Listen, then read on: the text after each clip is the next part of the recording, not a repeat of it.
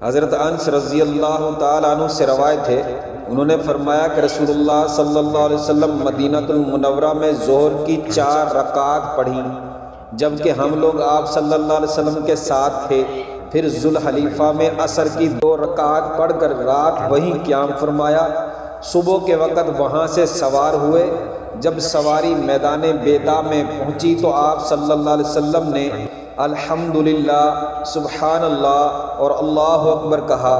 پھر آپ صلی اللہ علیہ وسلم نے حج اور عمرہ دونوں کے لیے لبیک کہا، اور لوگوں نے بھی حج اور عمرہ دونوں کے لیے لبیک کہا۔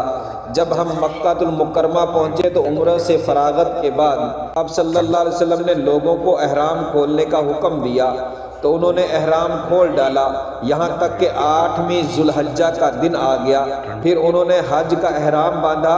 حضرت انس رضی اللہ تعالیٰ عنہ یہ فرماتے ہیں کہ نبی کریم صلی اللہ علیہ وسلم نے کھڑے ہو کر کئی اونٹ اپنے ہاتھ سے نہر کیے، اور مدینۃ المنورہ میں عید الاضحیٰ کے موقع پر آپ صلی اللہ علیہ وسلم نے سینگوں والے 2 خوبصورت مینڈے قربان کیے۔